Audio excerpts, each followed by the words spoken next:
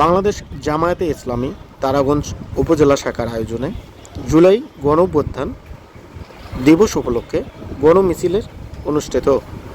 গণমিছিলে বাংলাদেশ জামায়াতে ইসলামীর তারাগঞ্জ উপজেলা শাখার আমির এস এম আলমগীর হোসেনের নেতৃত্বে থানা ও 5টি ইউনিয়নের নেতাকর্মীরা অংশগ্রহণ করেন।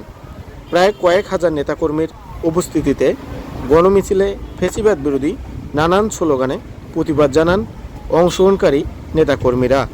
এ সময় উপস্থিত বক্তারা স্বৈরাচার সরকার প্রধান শেখ হাসিনার ফাঁসি ও রাষ্ট্র সংস্কারের জোর দাবি করেন। নির্বাচনের আগে রাষ্ট্র সংস্কার জরুরি বলে তাদের বক্তব্যে ফুটে উঠেছে। বাংলাদেশের যেন নতুন কোনো স্বৈরাচারের আগমন না হয় সেদিকে সজাগ থাকার আহ্বান জানিয়েছেন নেতাকর্মীদের। গণমিছিলটি তারাগঞ্জ বাজার জামে মসজিদ থেকে শুরু হয়ে নতুন চৌপতি হয়ে পুরাতন চৌপতি ঘুরে বাজার জামে মসজিদে এসে সমাপ্তি ঘোষণা করেন তারাগঞ্জ উপজেলা শাখার আমির এস এম আলমগীর হোসেন।